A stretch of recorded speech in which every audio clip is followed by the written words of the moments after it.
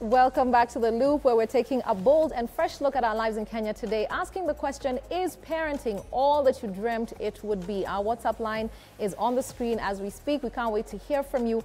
What has your journey as a mother or even as a father been so far? So we watched Sheila talking about her journey trying to become a mother.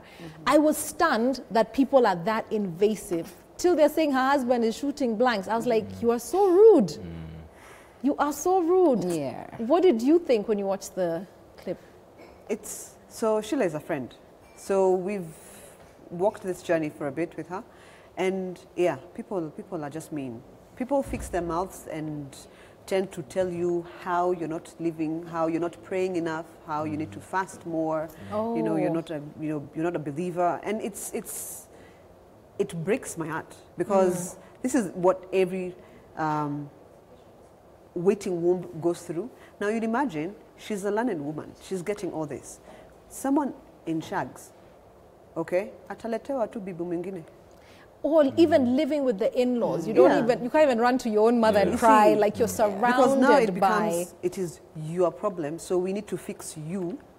Then instead of supporting her, because, well, it is happening. That's how it's happening. So how can you offer support, not solutions? Because they are looking for solutions. Yes. Like you cannot be looking for a bigger solution than they are. Okay. So because they are living the experience.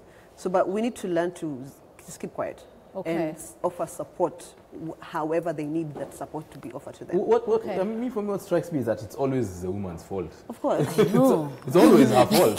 Well, like, in her case, she's actually gotten a diagnosis, but I understand what you're saying. Yeah, that the finger is pointed. It's always pointed because, you know, like I was talking to somebody who was in a similar situation, and so I asked her, but has your husband also considered that he might be, you know, the one who is struggling to... And it's actually a 50-50 chance. There's it's more likely to be the woman. Yes. So what happened is the family started feeding her with things and, you know, changing her diet and bringing people to pray for her. And they only pray for the woman. They don't pray for the woman. The man is fine. He's fine. Yeah, and as far as he knows. So, I mean, you know, that's, I think, one thing that we need to change. I mean, it can't always be the woman's fault. Yes. You know, to bear the burden of a pregnancy or getting pregnant. You shouldn't get pregnant alone. What struck me about Sheila is it's like you failed. I'm not saying she has failed. I'm just saying when you don't have children, it's like you failed as a woman. It's like our role is singular on earth. Yes, Mom, it is. When you're born female, you're born to get married and have babies. Whereas I was speaking to a male friend who said, me, it's just a role. I am a CEO.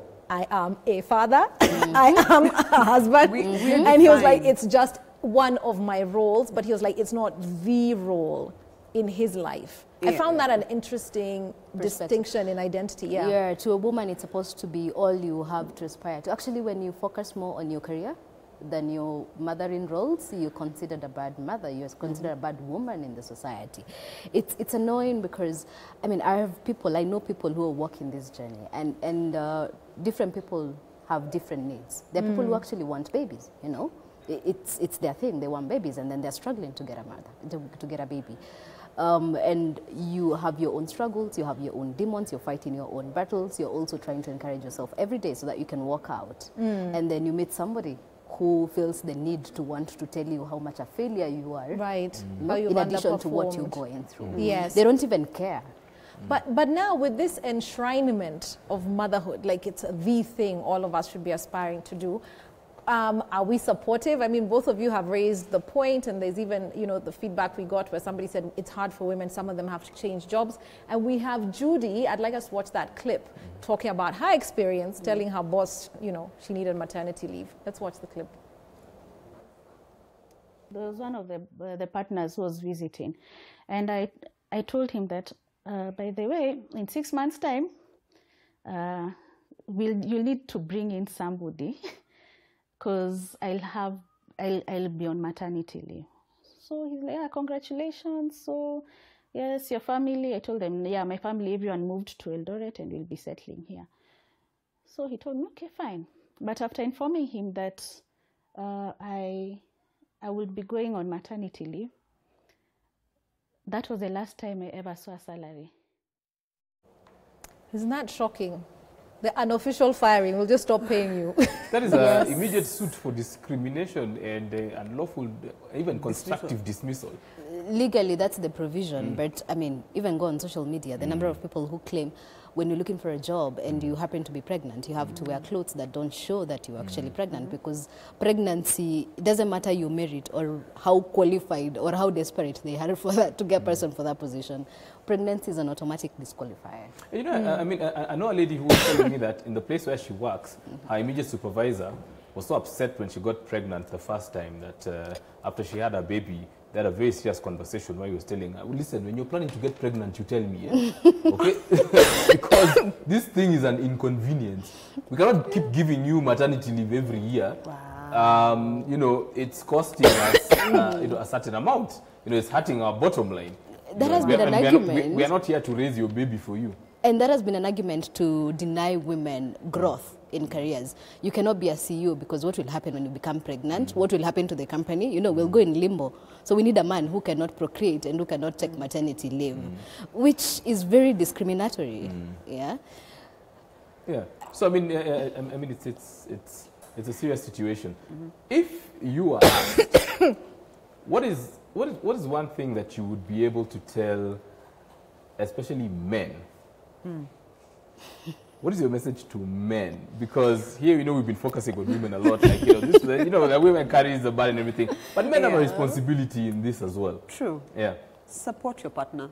You made the baby together. But you know, men are asking, like, look, the baby has come. Me, I don't, siwezi nionyesha mtoto. So what's my role here? Because, you know, I have to go to work. You know, I have a serious job. You know, I have many things I'm doing, and then I come home, I'm tired. Now you want to give me the baby. You've been sitting at home the whole day. Why you can't even see me? I'm tired. I'm so sorry. Imagine, let me tell you, Corona came. We were all stuck in the house. We were doing the same thing. Zoom call, you are on Zoom, I'm on Zoom. Right? But then when your Zoom finishes, you're tired. But then when my Zoom finishes, I have babies, I have cooking, I have house. So where does your support come in? We are here together. We're in this house together. Yours cannot be just going to work. Before, there's something like my mom told me, before men were providers because women used to stay home and raise babies. Now, us guys went to school, we got jobs. So your provision is not tentative, but it's, we are both putting money on the table. So if you're both putting money on the table, see, even you pick up your share in the house.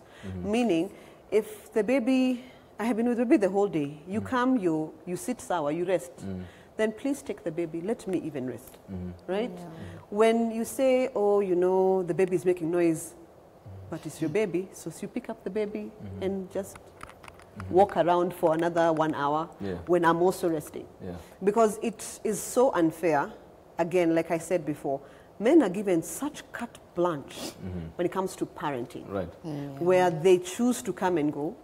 If they find it too hard, they go and never come back. Or they stay, pay the bills, but and they just disassociate. But then unavailable, when the child is grown, they say, "Uyu kwani hanijui," but the child doesn't know you because you've not been there in the child's life.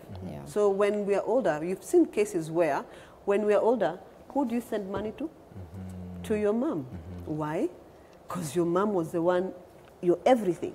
Where was your dad? When he comes home, you scatter because the lion of the tribe of your house has come. Now, this time round, we want to change that. We want your children to have a relationship with you. So put in the work. Okay, so I think men then should educate themselves about some of the things that they can do. Which, and you say the thing is, when most men think about changing diapers, you know, feeding the baby, they feel like now I've become emasculated.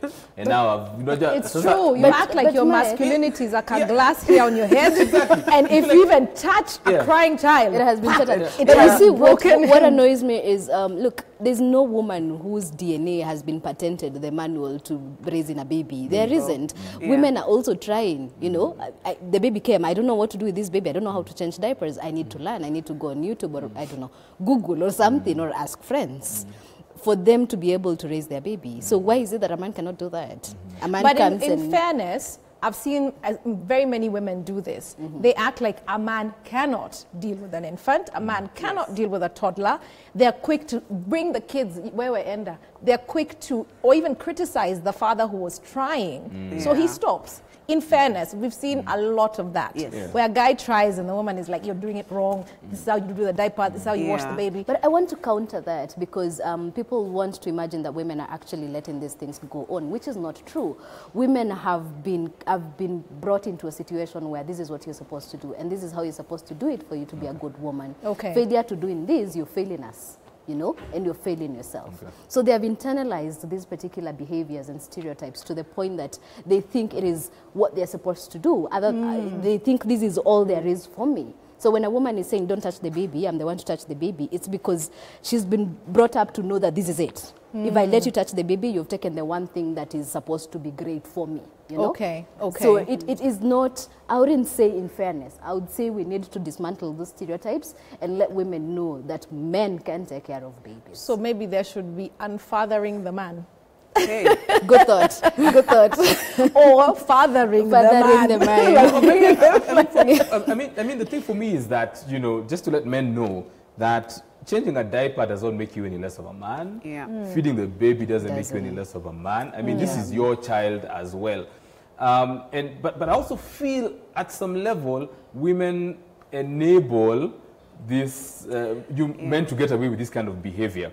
Because just like what you're saying, like, you know, oh, you know, the man will not know how to do it. So you start making excuses for him, and he just kicks up his legs and says, ni sawa tu, what are you finding? If I'm doing it you back. know, let her do it. So I think it is a shared responsibility because you made this baby together, so you have the responsibility to raise this child together. You know? And it doesn't make you any less of a man if you pick up some of the responsibilities, change a diaper here, feed the child there, you know, bap the child, you know, learn the things that you can do, and then go and play football or golf or whatever it is that you wanted to play. But the question that we're asking you is parenting everything that you dreamt it would be? Is parenting everything that you dreamt it would be? All right, let's take some feedback and see what you're saying.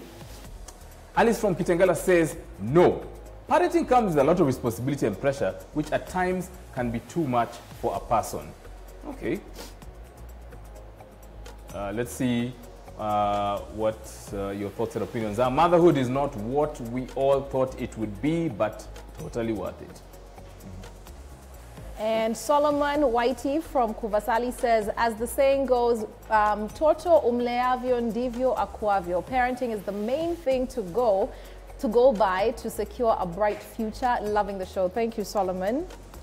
Anonymous. When it's anonymous, it was a strong opinion. It has been a struggle, not what I thought it would be, but grateful for my two angels. Thank you so much for that. Okay, Kiro in Nigeria, says, decision-making and consent is important. I would put it this way. Parenting and motherhood is divine in itself. Everyone has a choice on the way they want to live. Family abide by their constitution. I think that's really, everybody, you know, you create the environment that you want your children to grow up in. Being a parent at the right time when you are settled, ready to have a child, I don't think you will regret. But everybody knows that, you know, oops happens and the child comes. Yes, that's true. What do you think of the commentary? I actually, see now this is what I love, that there's the conversation. Their minds are turning and people are realizing, oh, so it's not, women are actually people with thoughts and they are entitled to these thoughts. So like when someone said, motherhood is not what, you know, we read novels, we see TVs, movies, and it's, you know, the baby comes and then you're so overwhelmed with joy at this alien-looking being that you've been given. And for some people, it doesn't come, right? It can't, 2 months later, this child is crying. I want to sleep. You're still trying, but then it will come. And if it doesn't come, it's also okay. Because we are different. We are conditioned differently. So when someone says, yes, motherhood is great, but it's not what we thought, what was sold to us. Okay. Caroline, as the designer of this project, I want to ask you for one last hard-hitting fact. Have you achieved what you wanted with this project, Unmothering the Woman? Absolutely. So when we started this conversation, myself and Amina, you know, we were having coffee and we were thinking, wait, what do you even want to do? Do you really think that people are going to be receptive to us speaking about their motherhood and their womanhood. We were so certain that we were going to be kicked out of the social media. Actually, our success was to at least get to 200 views. The first video in a day got 6.7K views. Not just views, but conversations and comments of people resonating with the conversation. Right. You know? We had so many people in our DMs. You see, anonymous. I don't want to expose myself, but I completely agree with what you people are doing, and I second, and I think this conversation should keep going on. We had people lobbying for us to take the conversation into rural areas. You know, how do we join this conversation? In a span of a week, we had different countries, Botswana, Nigeria, you know, women speaking and telling us how much this conversation meant a lot to them. Okay, okay. Thank you very much, Jerry and Caroline. Asanteni sana. It's been great talking about unmothering the woman. And before we say bye, there's something I want to point out.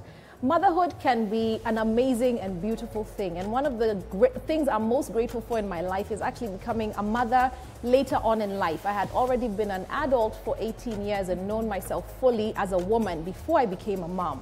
What I've seen is even when you have the resources, even when you have the support, it is still a very, very challenging thing. And as we look across this country in 2017, nursing rooms were actually made law that officers should have them. We've seen governors creating market spaces, and predominantly these are female spaces. Mama Bogandio is the one in the market. And yet we have to ask, are there nursing rooms in those markets? Are there creches for the children of these women as they're working hard, trying to make a living for their families? So as much as we want to enshrine motherhood as this fantastic aspect of womanhood, let us all remember that mothers need a kinder space and also much more support so we can all be successful playing this vital role. So that's my word for tonight. Have a good night. Mike is next with Sage. Okay, it's going to be a fantastic session on Unplugged. And of course, you don't want to miss singer, songwriter, performing artist, and instrumentalist Chemtai Sage is going to be with me on Unplugged shortly after this break. Don't go too far.